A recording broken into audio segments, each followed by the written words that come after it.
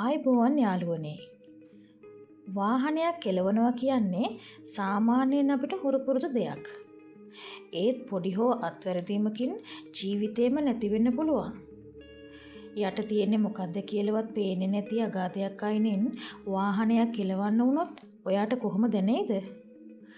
අද අපි මේ වීඩියෝ එකෙන් කතා කරන්න යන්නේ සාමාන්‍ය රියදුරෙකුට කෙසේ වෙතත් අති දක්ෂ රියදුරෙකුටවත් යන්න අමාරු ලෝකයේ තියෙන භයානකම සහ බිහිසුණුම පාරවල් 6ක් ගැනයි. වීඩියෝ එක ඉවර වෙනකන් බැලුවොත් ඔයාලට හිතෙයි ඇත්තටම මිනිස්සු මේ පාරවල් වල යන්නේ කොහොමද කියලා. වීඩියෝ එකට යන්න කලින් අපේ channel එක subscribe කරලා නැත්නම් දැන්ම subscribe කරන්න අමතක කරන්නත් එපා.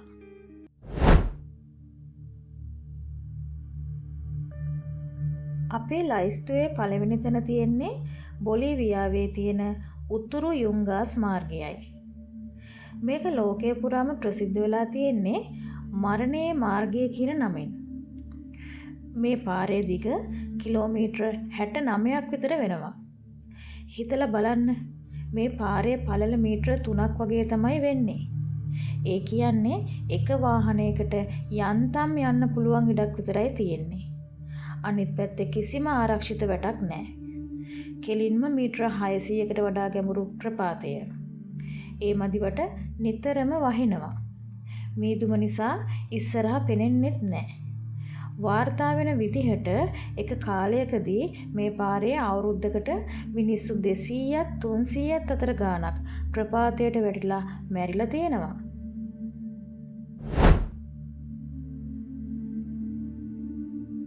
දෙවනියට අපි යන්නේ චීනයට. මේක පාරකට වඩා පුදුම හිතෙන නිර්මාණයක්. ඒ තමයි ගුවෝලියන් උමන් මාර්ගය.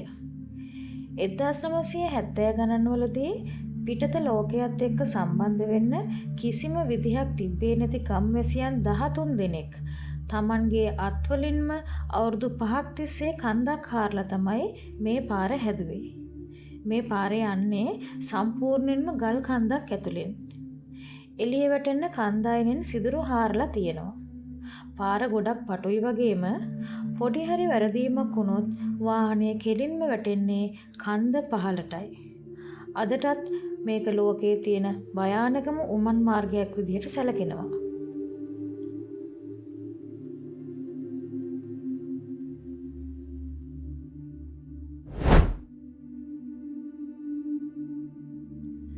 ඊළඟට අපි ඉන්දියාවේ හිමාලය කඳුකරයට යනවා.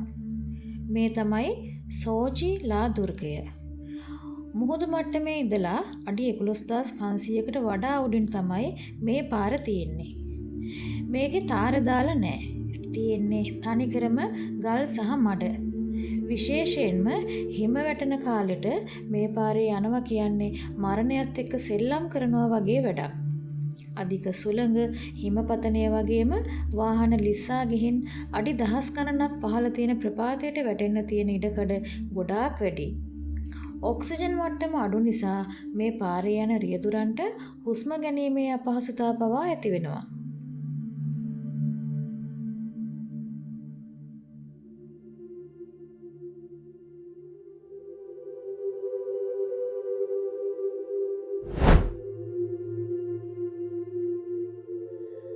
නම ඇහුවම ලස්සන තැනක් වගේ හිතුණට පාකිස්තානයේ තියෙන ෆෙයාරි මීඩෝස් කියන්නේ ලෝකයේ තියෙන අතිශය භයානකම පාරක්.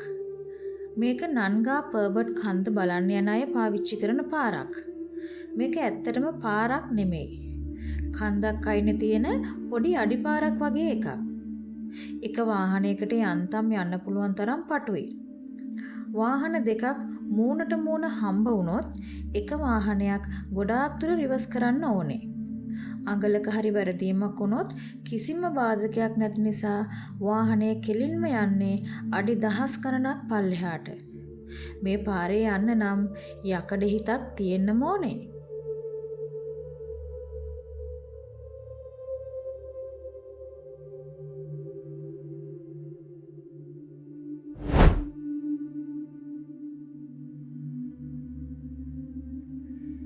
මේ දක්වා අපි කතා කරපු පාරවල් භයානක උනේ ප්‍රපාත නිසානේ. ඒත් ඇමරිකාවේ ඇලස්කාවල තියෙන මේ ඩෝල්ටන් අධිවේගී මාර්ගය භයානක වෙන්නේ වෙනස්ම හේතුවක් නිසා.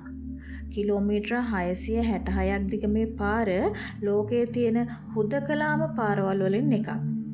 පාර සම්පූර්ණයෙන්ම වගේ අයිස් වලින් වැහිලා තියෙන්නේ.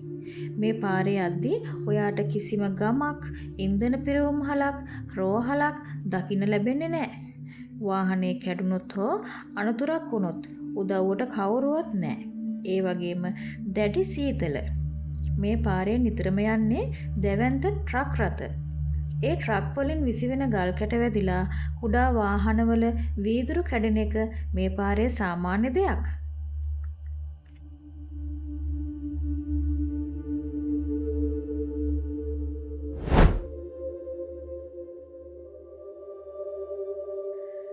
අපේ ලැයිස්තුවේ අවසානයට තියෙන්නේ කරකෝරම් අධිවේගී මාර්ගයයි.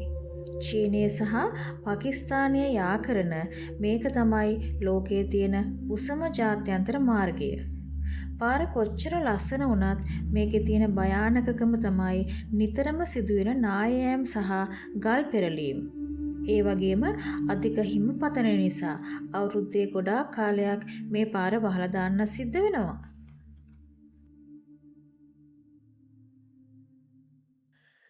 ඔන්න ඔය පාරවල් තමයි ලෝකයේ තියෙන භයානකම පාරවල් විදිහට සැලකෙන්නේ. ඉතින් යාළුවනේ, ඔයාට මේ පාරවල් වලින් එකක යන්න අවස්ථාවක් ලැබුණොත් ඔයා තෝරගන්නේ මොන පාරද? අනිවාර්යෙන්ම පල්ලෙහෙන් කමෙන්ට් එකක් දාන්න. ඒ වගේම මේ වීඩියෝ එක ඔයාලගේ යාළුවන්ටත් බලන්න ෂෙයා කරන්න. තවත් මේ වගේම කුතුහලය දනවන වීඩියෝ එකකින් හමු වෙනකන් අදට අපි සමුගන්නවා. සුබ දවසක්.